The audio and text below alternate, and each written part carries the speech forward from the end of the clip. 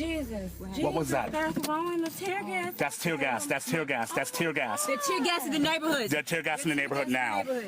Put your mask on, people. Get the milk. Get the milk. Get the milk. Get the milk out the trunk. Get the milk. Get milk now.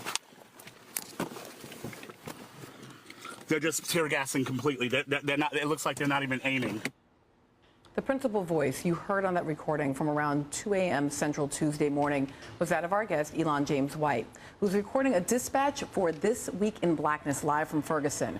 Additionally, joining me now from Raleigh, North Carolina, is Sven Eric Yort, who is Associate Professor in the Department of Anesthesiology at Duke University School of Medicine. Hold on for me 1 second, Professor Yort. I do want to come to Elon first because obviously I follow your work. It was an incredibly compelling but also very frightening moment, I think, for us listening to you from the safety and clear air of our homes. Talk to me a little bit about your experience.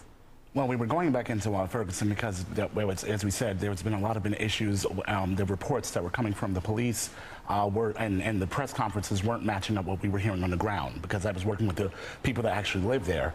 And so after actually going to bail someone out who had been arrested earlier, we go back in to find out what's going on, because they're saying there's fires, there's supposedly Molotov cocktails, and we go in and we go through a side residential block. It's not like we're not on the main road of West Florissant. We go through a side residential block, and as we go in, we're driving, and I'm broadcasting live because I want people to hear this, because the people are saying that they're arguing, they're telling people that they're lying, that this is actually not occurring. So we're broadcasting live at that very moment. When we come up the street, we see all of a sudden a car, an armored truck, comes flying down the street behind 6 people, and so it's not this rioting, protest, looters happening. 6 people on foot running from this truck. They come down, and all of a sudden you see this fiery sparks to start flying, and then it's tear gas. And so with the people that I'm with, we actually have a mask and milk, and so we're going out to try to help them. And when we run outside, we get there to them, and they're affected, and they have, like, one guy saying it burns,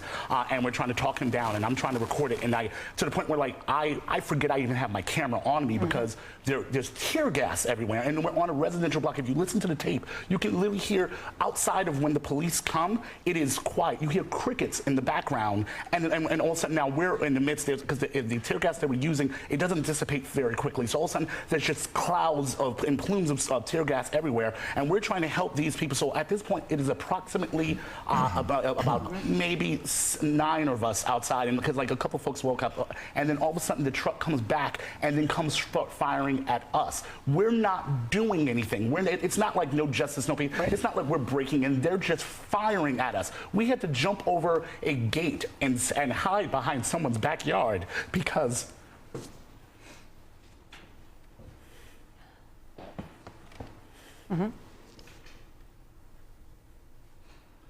the problem is that people, because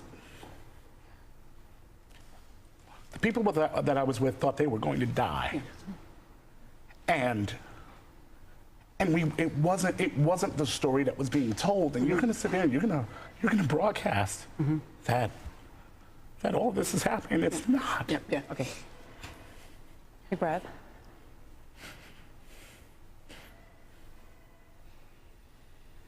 I actually haven't heard the tape much after I edited it. Folks, I'm going to take a break right now. We're going to come back and talk about some other things in a minute, but Elon is not only my guest, but my friend, so we're going to take a break and be back in a bit.